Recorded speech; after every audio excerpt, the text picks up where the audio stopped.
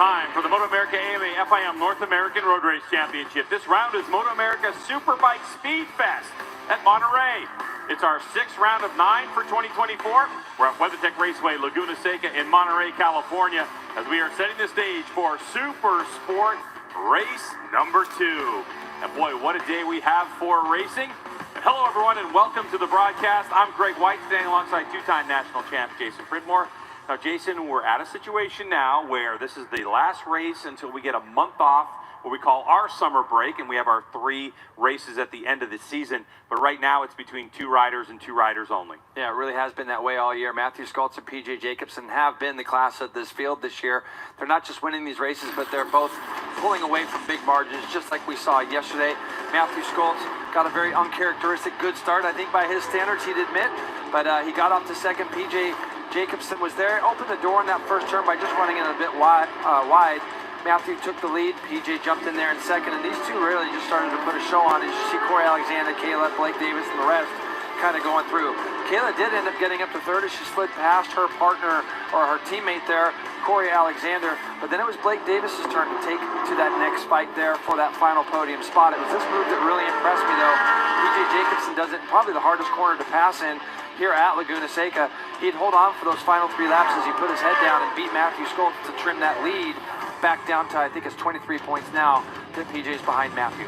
Yes, 4th Super Sport race win of the season, and for PJ, so important to get those 5 points back after his incident at the Ridge. So here's the way it's breaking down right now. 239 points for Skoltz. That 23 is the difference to 216. 6 wins to 4 wins, and 2 second place finishes for Matthew Skoltz on the season. And we're lucky enough to have the 3rd member of our broadcast team, Hannah Lopa, under the California sunshine on the racetrack with Matthew Skoltz. Well, information that they send us throughout the weekend, 68 degrees ambient. It's a beautiful afternoon, Roger. Yeah, it's perfect conditions right now for racing, and I think we're going to see the 2 guys at the front are going to put on a good show. Matt's going to want to claw back those 5 points. He lost yesterday, and you know PJ's going to be fighting hard to gain another 5 points, so we'll see if Matt was able to make those changes overnight. Where PJ was strong those last couple laps, and see how it shakes out. And then you got guys like Corey Alexander had an issue yesterday. He has the pace to run with those guys. Blake Davis depends on the start. A lot of things can happen here down into turn 2.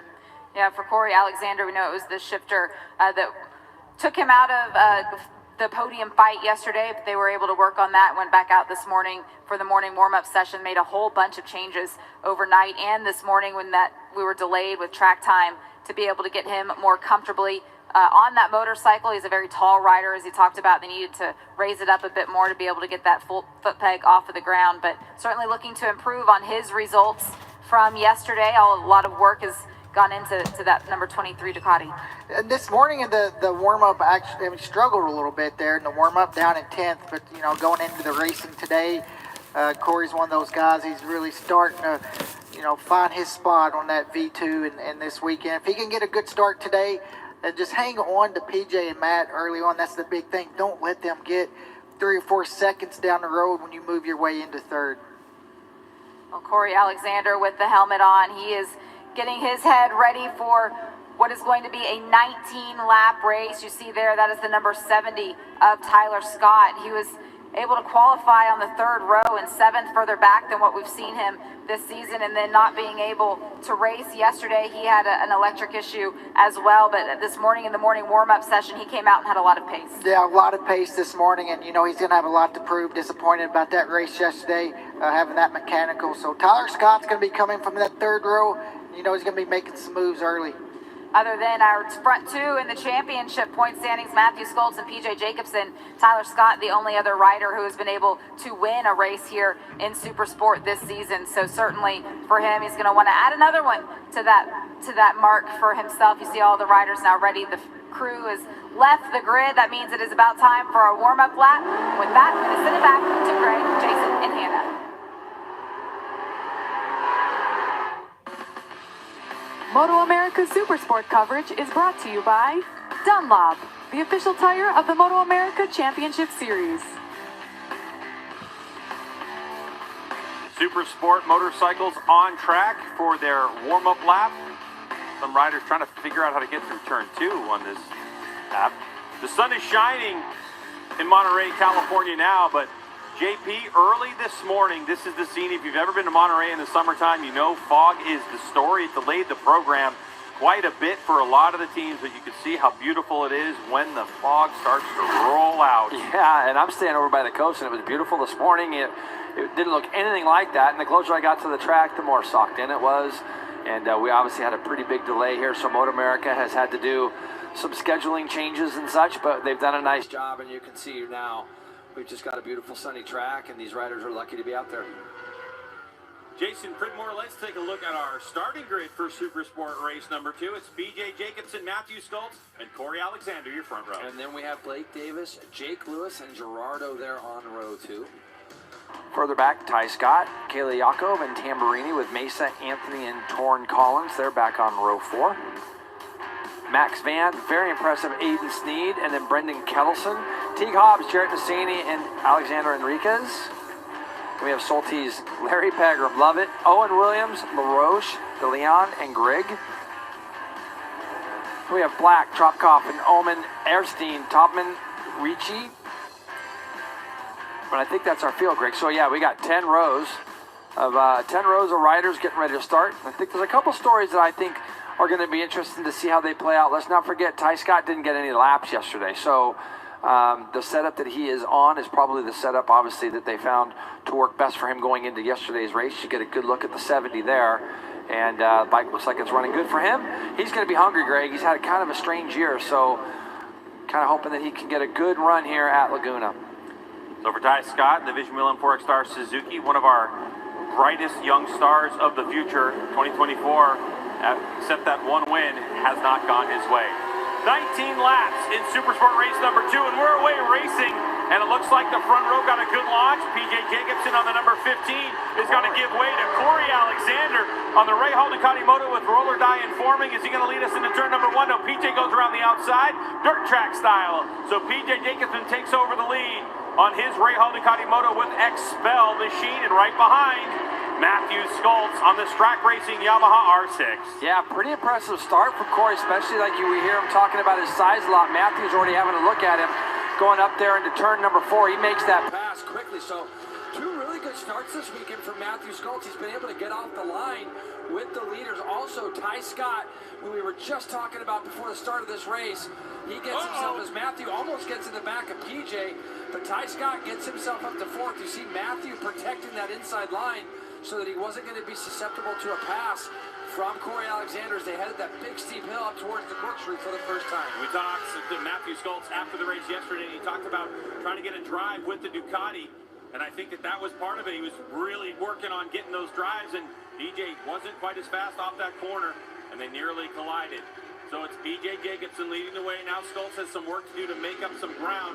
Boykin, top 3, had a bit of a gap, and now all of a sudden, Ty Scott is dragging the rest of the field up with him. Yeah, he really is, and he came from, I believe, the 3rd row, did Ty Scott, so that's a good start, like I said, from him. So now we're going to see if he can chip into these 3 guys in front. Little different scenario than yesterday. Matthew Skoltz led yesterday from the start, essentially out of turn 2. This time it's going to be PJ, so it's going to be PJ really setting the tone of this race. Also, Greg, looking back and thinking about it, Corey Alexander really did have an opportunity to try to lead going into turn 2. You wonder if it was anybody but his teammate, if he would have challenged a little harder for that, let PJ get there. You see a little bobble from Matthew. That's just going to be early race aggression, knowing that you have brand new tire underneath you and just trying to squeeze as much out of that Dunlop as he could. PJ Jacobson continues to lead. And again, there's a little bit of a gap in the flat section mid-part of this racetrack. Hannah?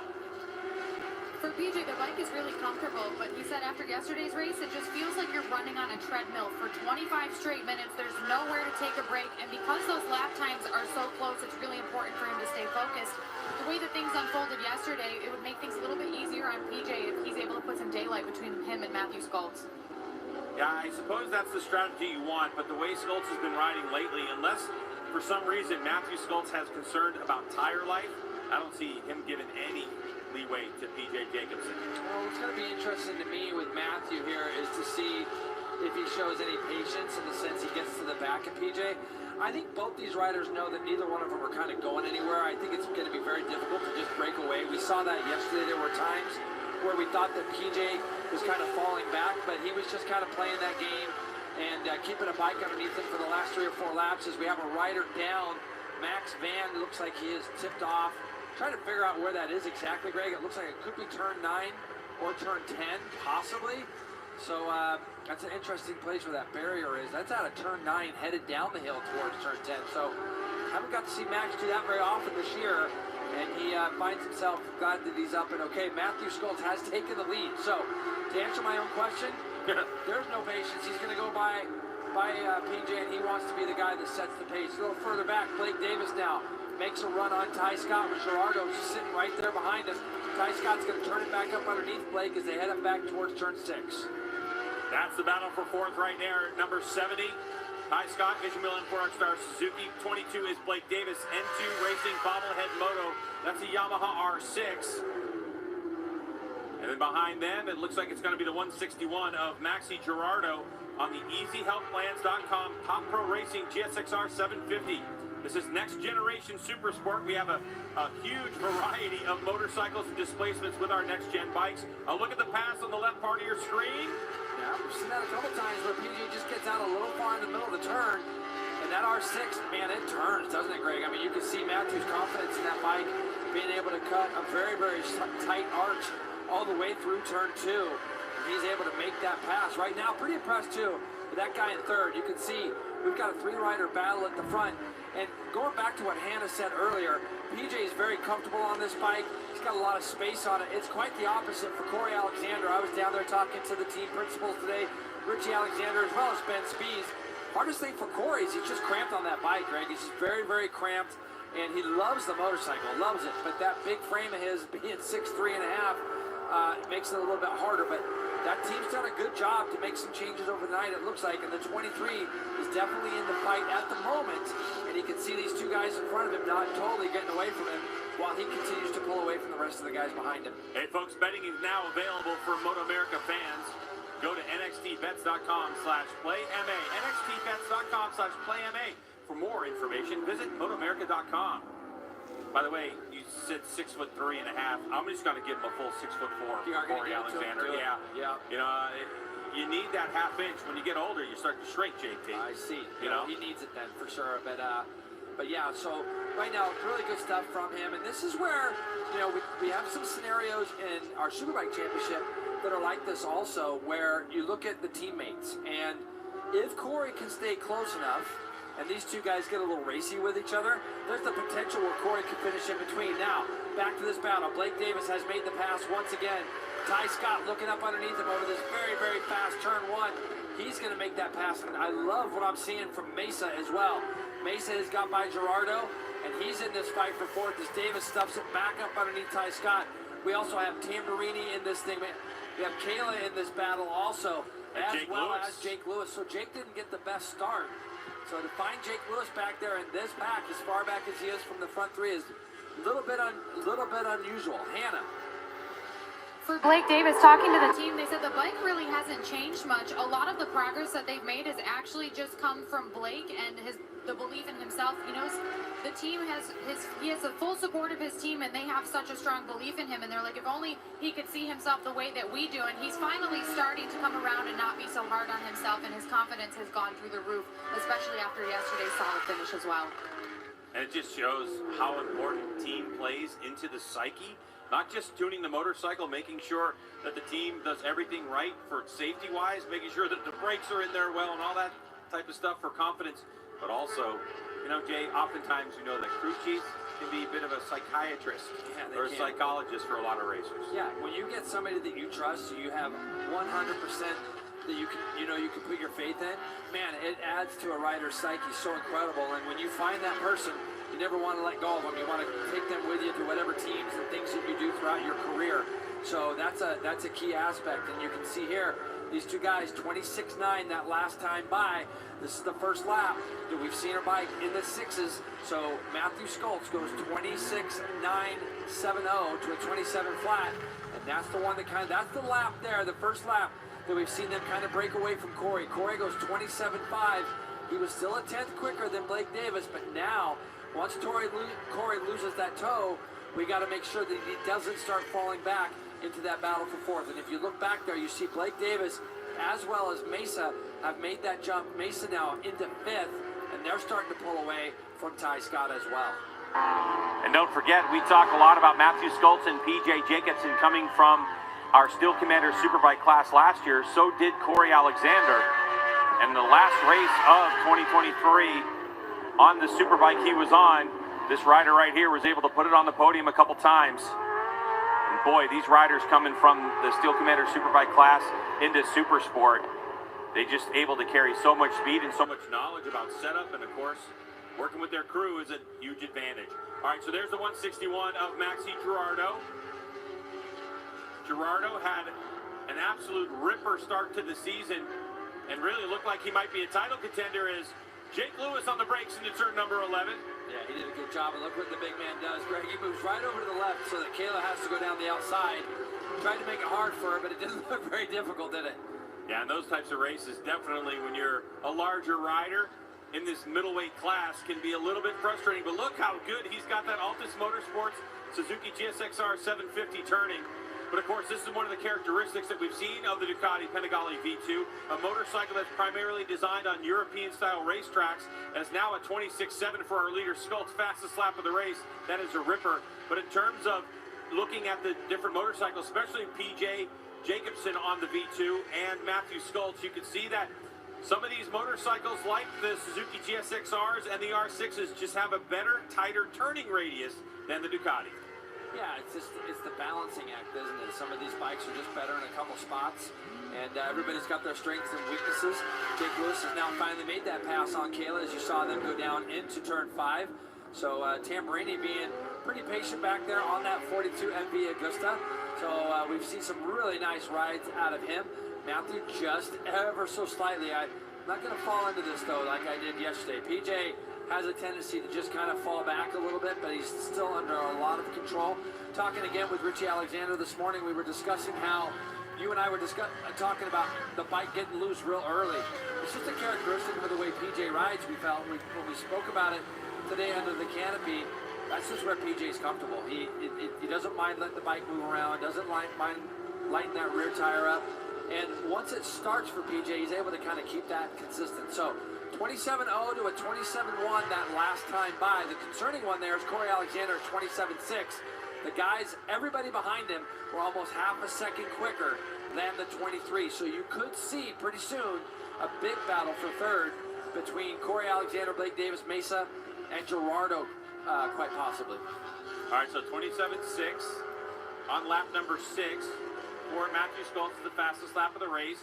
27.0 last time by, so 0.3 difference. Here is Alexander, Rahal Ducati Moto with roller die informing V2.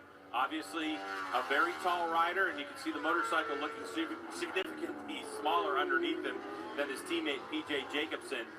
But the concern is that rider right there, number 22, Blake Davis, podium from yesterday, resurging, has had kind of a mid-season slump and is now back on it. And Stefano Mesa, the 37 Tyler Cycle Kawasaki ZX6R in 5th place right now. JP, looking at his ride, he's looking really solid. Yeah, and I had a good discussion this morning with is this Maxi Girardo? Turn 6. Matt Girardo has a problem there in turn 6, so he's going to fall back. But talking to Derek Keys, crew chief for Stefano Mesa, Mesa came in and told him this is the best my bike has felt, and it showed yesterday. He was able to go strong, Greg, all the way through the end of the race. So right now, Mesa running there in 5th. He just ran his 27.696, so he's about 0.3 off his quickest. But nice to see Mesa running back up in that top 5 where we know he can run. All right, so this is the battle for 6th place between Ty Scott, number 7, Division Wheel and 4Star Suzuki. Then we have Jake Lewis, Altus Motorsports right there, and then Kayla Yakov on the Rahal Ducati Moto with Expel machine, and then behind them is the Italian Roberto Tamburini. Tamburini on the Equity MV Agusta by MP13 Racing. That is an MV Agusta F3RR, a motorcycle which has had tremendous success in World Supersport, a category of which Moto America Supersport has very similar rules. Not everything identical, but very similar. So, of course, Melissa Paris and the MP13 team getting the deal with MV Agusta done for the season and having a full go at it in 2024. And Tamburini has had some excellent results in his short tenure this season here in Moto America. Yeah, and for Melissa to tackle this bike, as you see Blake Davis has caught and now trying to pass Corey. Corey's let off the lever. We're talking to Melissa Paris. She's got two great riders on that team, Aiden Steen being the young one there on that team. She was telling me how different the setups are between the two, between Tamburina and Aiden. Completely different setups, and they've had to learn that bike, do the best they can as Corey once again just kind of holds Blake Davis off. This looks like it's going to be a true fight. These guys have quite a bit of a gap now over Mesa. It's about, what is it, Greg? 2.5 seconds, I guess, is Mesa back from these two. So if these two start really engaging, as Blake looks like gets that pass done, doesn't he, into turn 4. That R6 turning, right? Yeah, Just turned it right underneath him. Corey has a look over his shoulder to see who's behind him. He can clearly see that Mesa is there, but not within any striking distance. So Corey's got to keep his head down to hold on to 4th place, but now we're going to look at the speed of Blake Davis. Does he have anything for PJ Jacobsen ahead of him in terms of lap times? Jay, last time by the stripe, the two leaders were in the high 26s. Blake Davis was in the low 27s. That's not going to get it done, but if he can pick it up. However, out front, 4 riders ahead of Stefano Mesa, who we were looking at. Matthew Schultz just went red in sector number 1, which means the outright fastest sector split. PJ Jacobsen just went red in sector number 3, chasing down Schultz. Amazing, yeah. This is the yo-yo effect that we have seen. PJ was 7/10 back that last lap, and it looks like it's kind of around the same this one. Let's see what kind of times they get down to on this lap. At 26.7 and now about 26.6 from PJ. So PJ just seems comfortable letting Matthew set the pace, letting him kind of get out front. Not even that concerned with the gap that you see Matthew has pulled out. Matthew trying dearly, he'd love to go into the summer break with a race plus a few points under his belt before we head off to Mid-Ohio. And I'll be honest, that's going to be a track where I think we'll shoot both of these riders. And, but he continues to try to pull away, Hannah. And Jason, it would be some good peace of mind for whoever does have the win going into this long break. There's only 3 rounds remaining for the rest of this championship. And talking to Matthew Schultz about that, he said that's something that he's really starting to focus on, the big picture right now, as he's trying to overcome lap traffic here. PJ got a little bit closer to him, it looks like. But for Matthew, he said, I'd be lying to you if I didn't say I wasn't thinking about this every single second of every single day. Yeah, and that definitely can consume you. For you Ty Scott fans, Vision Mill Import Star Suzuki rider has a track limits warning, limits penalty, a 2-second penalty for Ty Scott. So he's now 7th on the leaderboard. On the leaderboard, it looks like he's 7th, but actually he is in 9th place currently. So we'll keep an eye on Ty Scott and his progress through the field. As all eyes on the front of this race. After they come across the line now, JP, it's going to be 8 laps to go. And it looks like PJ Jacobsen coming off of the fastest lap of the race at a 26.657, goes 127.2. Yeah, but and Schultz slowed down to a 27.5. Yeah, I'm not really sure Matthew leaned into the back marker there. I felt like he could have just kind of held his line and gone straight up there. And, I know he's trying to get over to the right for that line that he wants. You can see him pull back over, but it actually helped PJ more when that happened. So for PJ Jacobsen, that's why he was able to close in. Matthew that time went 27.5. He'll get his head back down here. Don't be surprised if you see the 11 jump back down into the 26s right now. Driving up the hill towards turn number 6. A blind, tricky corner with a little bit of a dip right about there, where we saw PJ make a pass yesterday. Yeah, it's an impressive place to do it. It's so narrow and blind when you go up under that bridge, and you know that there's a big dip right in the middle of that corner. So, it's a very brave place to do a pass like that. And PJ, I think, definitely won. You got that pass based off the element of surprise that it comes with. When you feel a person pull up underneath you there, you almost have to just let them go if you don't feel like you have the right track position. This has been the accordion effect you're talking about. Now, obviously, 0.4 of a second. It's going to close down into the slowest corner on the racetrack, turn number 11. Onto the front straightaway they go. It's flat here, and then it starts to kind of dip uphill towards start-finish line. Yeah, this is very steep. And turn 1 is a corner that doesn't get spoke about enough. I remember last time we saw MotoGP here, some impressive photos of both wheels being off the ground of a few of the bikes going up over the top. Whoa, Matthew had of a that. big moment. And that is something that we have not seen, Greg, in literally probably 3 rounds. We have not seen Matthew get spit up out of the seat at all. I know when you talked to Ed Sullivan, his crew chief, we elaborated on it a little bit yesterday of what Matthew feels being able to get on the edges of the tire and keep those RPMs up by not standing the bike up off the edges quickly. So, you see a little bit of that there, just getting a little bit greedy with the throttle, and just got spit up. He won't even be thinking about that anymore, and just going forward. And he did drop back into the 26s after that lap that he had previously, as PJ's got a run on him here going up to the corkscrew. Matthew's going to hear that and feel that, so he takes evasive action and will still lead us out of the corkscrew down towards Rainy Corner. So Matthew Skults starting to come under fire. That's on the back of Sector 1 for PJ Jacobson. That was his fastest sector of the race so far. Another look at going sideways for Matthew Skults. Yeah, he just had that thing spin up on him. That was all, and no big deal. As you see there, really nice job by whoever pulled over there to let the leaders through. And these guys are coming through right now, Greg. Still 6 laps to go, so we still have quite a bit of time. And I like what PJ's doing here. He's showing a lot of experience, Greg. Just sitting in tight, following Matthew, doing his thing. Matthew obviously likes to lead from the front and go, and likes that feeling of having somebody behind him and not having to worry about it, just clear track in front. And for PJ, he seems actually really comfortable just sitting on the back of the 11 and watching what he does and make a plan. 5.5 laps to go. WeatherTech Raceway Laguna Seca Super Sport race number 2. Matthew Skults, the number 11 Strack Racing Yamaha, leads the way for number 15 PJ Jacobson on the Ray Hall Ducati Moto with Expel. 22 Blake Davis in 3rd place, Corey Alexander in 4th, Mesa, Lewis, Yakov, Tamburini, and Scott with a 2-second penalty for track limit violation ahead of Torrin Collins, and Larry Pegram, the Worm, in 11th place after a mapping issue in yesterday's bike. They loaded a map in there, Jay, and it didn't actually take to the ECU. Oh, no. And so what was happening yesterday for the 172 of Pegram, he would roll off the throttle, the bike would surge forward.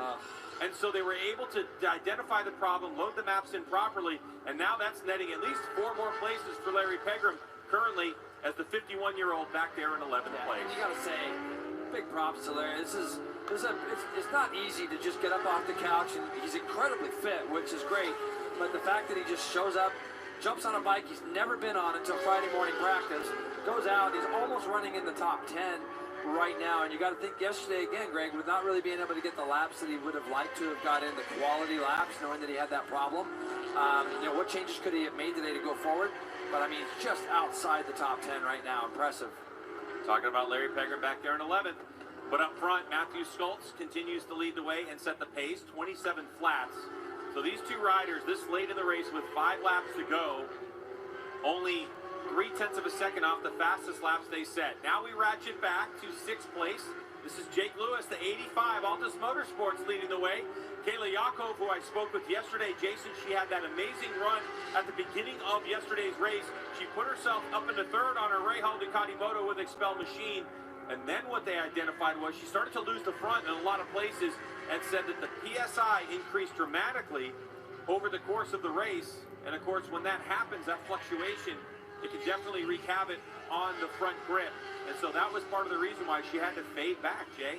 But it seems to be more stable today. Yeah, one of the things I like that I've seen here is that she was passed some laps ago by Jake Lewis, and she's just not letting him get away, which shows the fight in this young lady. She's done such an incredible job. And, Greg, there's a transition for sure when it comes as far as getting used to coming from a Junior Cup bike, from a Twins Cup bike, and so on. So it looks like they're going to put a lap on Aiden Steen. I think he's obviously had a problem at the beginning of this race, because normally we wouldn't see Aiden back in this spot. Look at him, just gets out of the way. As soon as Matthew went underneath him, that was close there between PJ and Matthew. But heads up, good head on his shoulders for Aiden as he saw those guys going through. Yesterday, Aiden Steen was in a fierce battle with his teammate Roberto Tamburini, and that was for 10th and 11th place. And Aiden Steen told me he had an opportunity to pass his teammate in turn 11 on the last lap. Just got a little sideways and thought, I'm not crashing myself and my teammate out, so I'll just settle for 11th place. So yeah, obviously he was up there early with his teammate and has had a problem during the race. But we're talking about Matthew Skults now up front with PJ Jacobson. We saw this scenario play out yesterday where PJ was happy enough to follow Matthew Skults around Now, we haven't seen a flawless race from Skoltz. We can tell he's pushing the issue. I mean, 26.7 by Matthew Skoltz is his fastest lap of the race, and 26.6 from PJ. This pace is no joke. And by the way, Blake Davis behind him just went his fastest lap of the race, and he's only the third rider to get into the 26s. So 6 seconds behind these two, Blake Davis goes 1:26.963. Yeah, what it does for a young guy like Blake, you know, going into this summer break and then getting ready to head to a place like Mid-Ohio, you know, this is just going to give him and his team a ton of confidence. So, see the 22 here.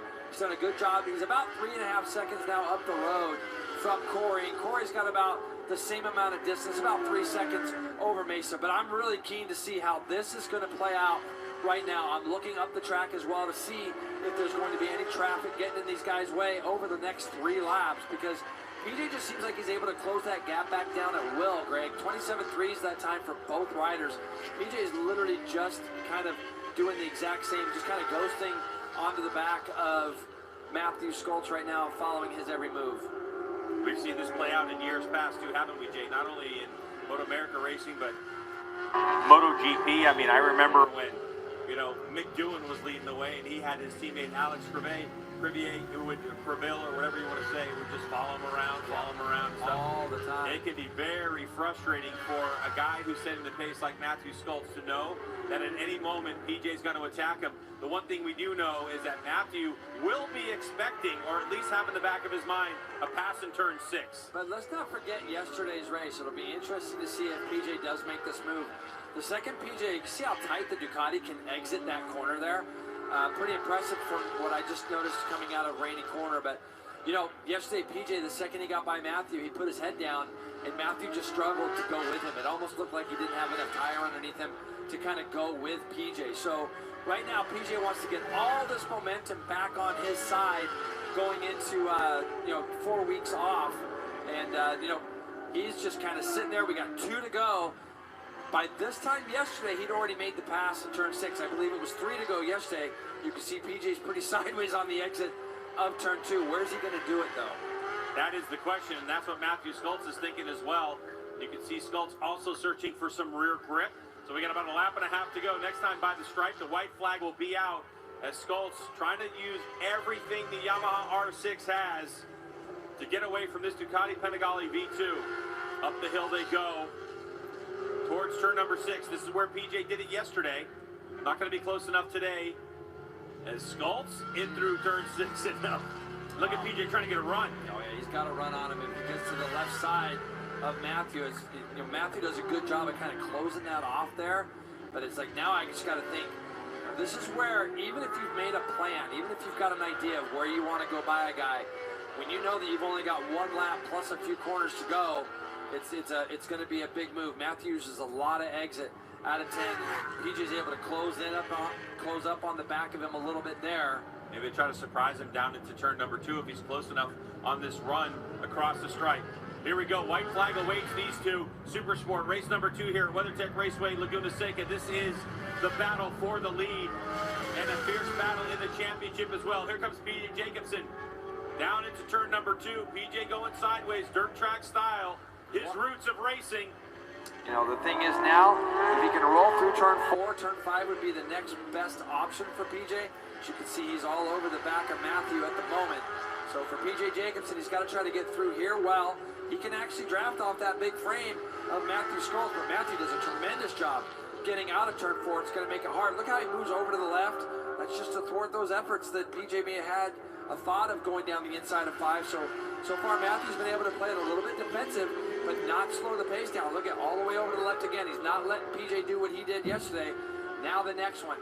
Matthew's going to have to go over to the left at the top of the corkscrew here, because look at PJ's got to run. Yeah, but PJ's got to get by him because he knows Matthew's very aggressive in that section. Yep, that's a spot where Matthew's really good at closing that entry off at the top of the corkscrew. And now it's just anybody's guess. Now you just got to think, is it going to be a classic turn 11 move that PJ's going to just try to run it up underneath Matthew and park him? Here he goes, PJ Jacobson trying to turn that Ducati, and there's almost contact. PJ forces the issue and gets by. Big pass. What a move by PJ Jacobson. He took the opportunity. Into turn 10 he goes. He has no idea how close Skoltz is. And to the line he goes. And PJ Jacobson, head behind the bubble, streaking towards the checkered flag, will take victory here at WeatherTech Raceway, Laguna Seca. Super Sport race number 2.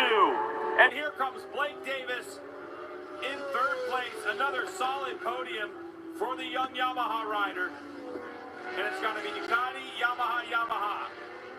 How about this? Kayla got by Jake Lewis. She's going to get 6th. As you see, Mesa does a good job at rounding out that top 5. Wow, what a pass by PJ, Greg. And I'll tell you why that's set up. That's set up because of how tight he can exit Rainy Corner, and he could drive out of there and then put that bike underneath Matthew Skoltz. And you almost saw a little bit of contact there. That is racing. That is absolute hard racing with 2 corners to go. PJ makes a great pass. Looking back a little bit further, here he is, Greg. 51-year-old Larry Pegram. What a job he has done. He's going to end up 11th, and he's going to beat some of our regulars in this series that we have seen. Great run by Alexander Enriquez as well. Behind these guys is Teague Hobbs, Owen Williams, and Jarrett Nassani. Look like they could round out the top 15. Now watch. He's able to get out of this corner throughout the whole race a little bit better, and he just sets himself up under. And look at PJ. He's got his foot on that right rear brake as well. That is a close move. And to be fair, heads up to Matthew Skoltz. He could have pressed that issue and leaned in on PJ and ran the risk of both of them going down or himself. Those 20 points are more important than throwing it away. So that was very heads up by Matthew as well. Impressive by both riders. Lap progression. There was at 1:26.657. That's the fastest lap of the race on lap number 10. And you can see Matthew, congratulations. He would have made that same move, been in that position. We're going to talk to these riders about their race and what a move by PJ when we get back to WeatherTech Raceway, Laguna Seca.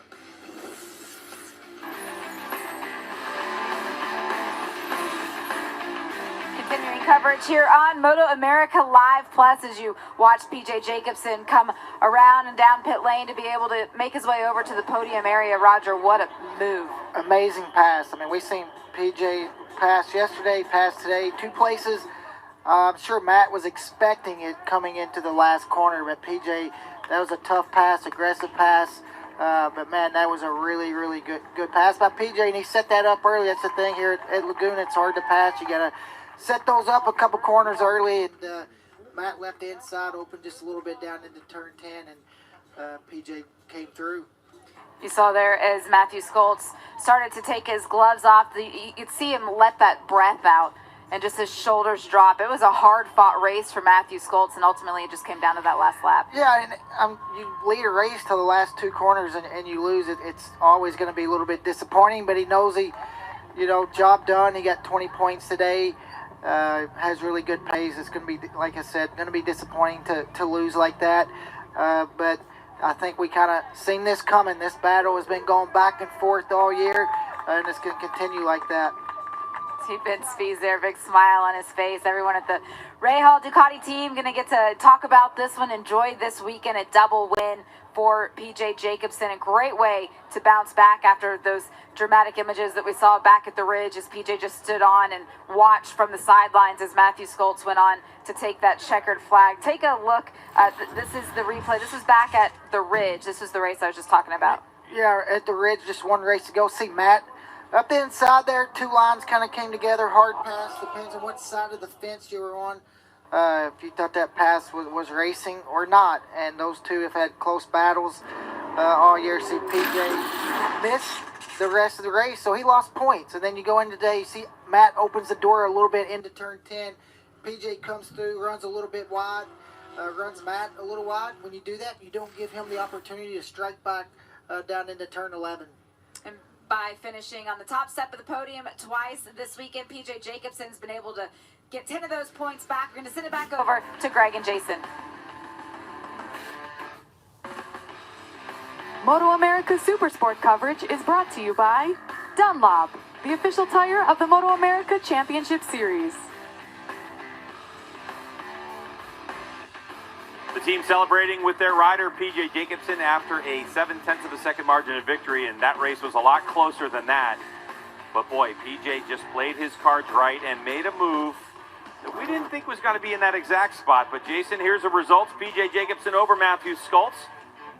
Blake Davis again in 3rd. Corey Alexander 4th. Mesa in 5th. Great ride from him. Kayla Yakov ends up ahead in that battle for 6th place.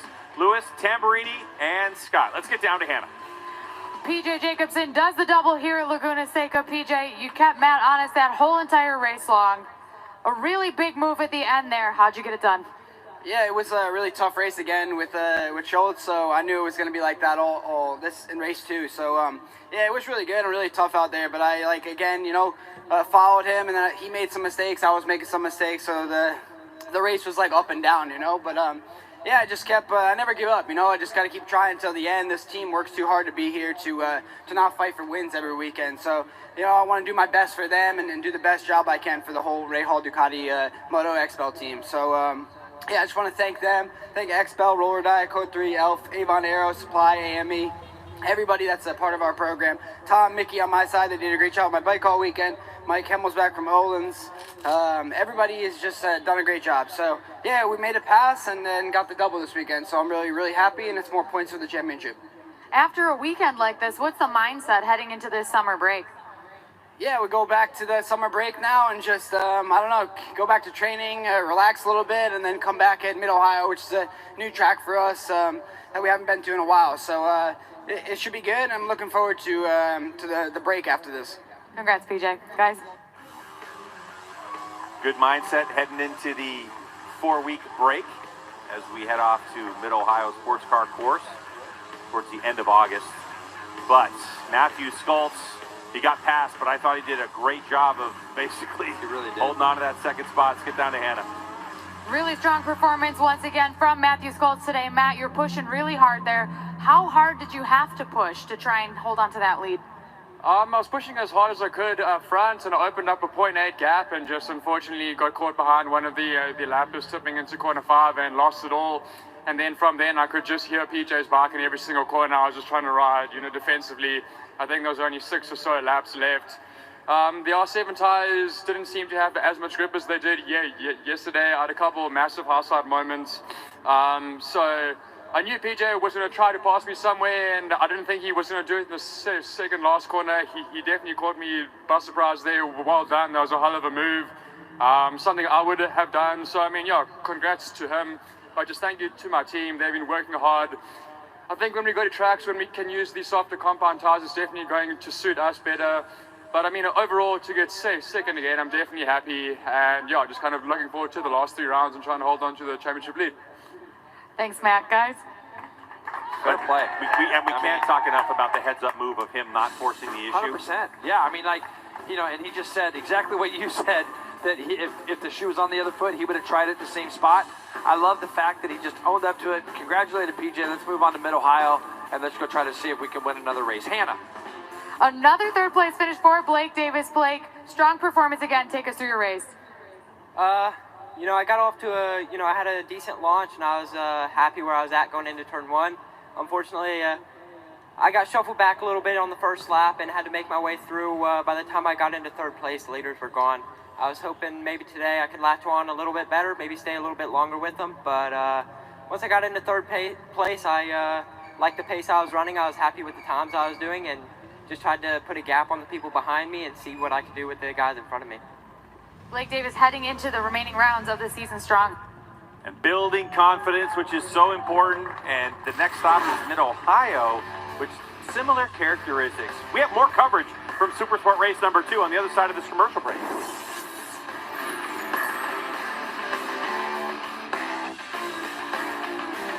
Sticking with you here at WeatherTech Raceway, Laguna Seca, with the interviews now complete. The riders will all go over and get ready to go up onto the podium area and collect the hardware after that tremendous race that we saw. Looking at the historical wins in the Supersport category, Roger, with the 2 wins this weekend for PJ Jacobson combined with the 4 that he had back in 2019, he's now moved himself up into the realm of 9 wins, which ties him with Hayden Gillum and Xavi Flores. Yeah, and you got to think there's going to be a couple more wins coming as the season comes down, as he tries to close those points. And just a great ride, for PJ, able to hang in there. You see Joe Roberts on the American racing team in Moto 2 was leading the points for a while till he broke his collarbone up there, handing out the hardware. So it's cool to see Joe back here. But for PJ, he's just put an outstanding season together. It's just been that one. The Ridge, race 2, has just been the one that has cost him. Joe Roberts now handing that trophy over to the team for Rahal Ducati, and tremendous weekend for them. Looking at their other riders as well, Corey Alexander, it was a great comeback race for him, being able to finish in 4th. Yeah, early on, Corey was looking pretty strong, and then for whatever reason, his pace dropped a little bit. Blake Davis, great ride by him. Stefano Mesa there, back in the top 5. That's got to be huge for Stefano, but Corey Alexander to bounce back from whatever the problem they had yesterday. Another top 5 finish for him. Has to be a pretty solid weekend for him. Stefano Mesa, you mentioned that top 5 finish. It is his second top 5 finish of the year. Let's go ahead and go back over to continue with Greg and Jason.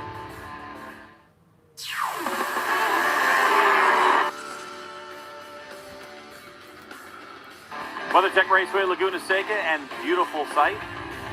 That's kind of going the opposite direction of the track, kind of at corkscrew right there. Race number 2 for Super Sport. Highlights, Jason Pridmore. What a race. Close to again, but Corey Alexander got a great jump. And when they went down into turn 2, I thought Corey could press this issue a little bit, but he didn't. PJ Jacobson took that lead. Matthew Schultz got up underneath Corey in turn 4, and it was those 2 at the front. But Matthew gets a little out of shape there. You heard him saying his post-race interview, he got out of shape a couple of times, but he would eventually run down PJ Jacobson and make this pass in the middle of turn 2, showing the nimbleness of the R6, as you said during that telecast, Greg, as he took the lead and would lead the majority of this race. Blake Davis put a hard charge on to try to get himself back up on that podium for the second consecutive day, which he would do. Matthew Schultz would lead this race all the way till this point down into turn 10, a move that he said, yep, I would have done the exact same thing. It was a hard move, Greg, but when you're racing as close as these 2 are all year long, they both want that same piece of pavement. Today it was PJ Jacobson, and he does the double here at Laguna and goes off into the summer break with some momentum. He certainly does, and of course, that means more points for PJ Jacobson. Hey, there's Moto2 American Joe Roberts handing out some trophies. He's on his summer break as the Super Sport riders get to enjoy their next 4 weeks. Good to see Joe here handing out some trophies. The bright sunshine of California in Super Sport. All right, our coverage will roll on from Super Sport race number 2 when we return.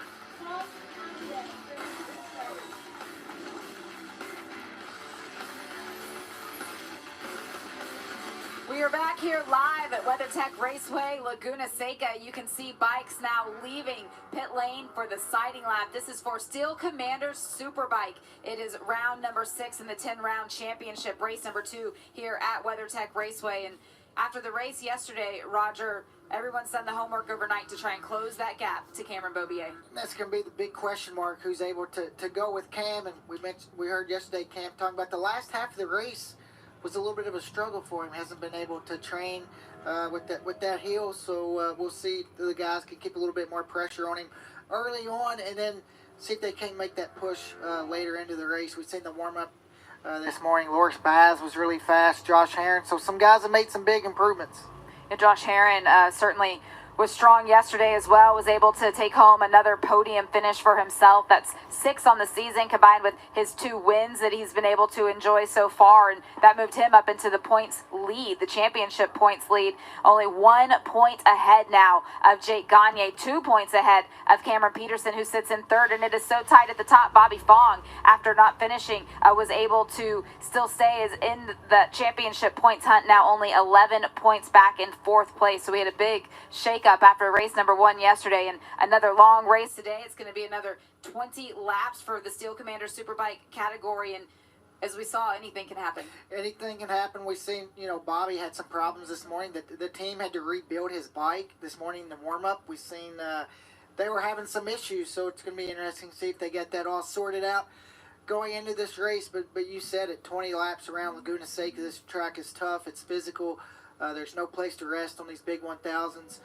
Josh Herron, I think, is a guy that has showed a lot of pace this weekend and in a good spot.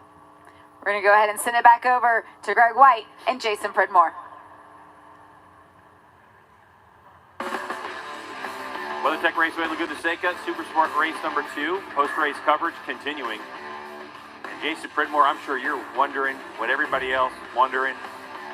How's that point situation holding up? Because PJ Jacobson was, 28 points behind in the championship when he arrived here in Monterey, California. And now we are at 18 So he's able to get those 10. Of course, first and second place, 25 for first, 20 for second place. So doing that double and having Matthew Skoltz sitting there. He still leads this championship, but he'll be thinking about this weekend. Yeah, he will. Blake Davis and Jake Lewis are now tied, so that's good. And then Corey Alexander, I think, jumps up into that top 5 as well. And this is what we had at the Ridge, Greg, and it's something that kind of everybody talked about. But you can see Matthew kind of made that pass, got up underneath, and that's really why the points are where they're at right now. And again, to be fair, I didn't see anything malicious or dirty in this particular situation. No, race either. incident. And you know, you got to think that that's kind of why Matthew just took his hat off to PJ today and said, "Hey, you did, guys, a great job. You did a great move. You surprised me." You know, and that's the biggest thing. The element of surprise. Matthew's probably thinking at this point he's going to go up underneath me and turn 11 or try to. And PJ did it one corner earlier and just surprised him. And we look ahead to Mid-Ohio Sports Car Course. A brand new, fresh pavement awaits these teams. We can't wait to get there in about a month's time for round number 7. Super Sport. This championship is closing up. It's going to be fun. Well, we certainly hope you enjoyed our coverage of Super Sport from Tech Raceway Laguna Seca. 2 beautiful days of racing and as close as you like it.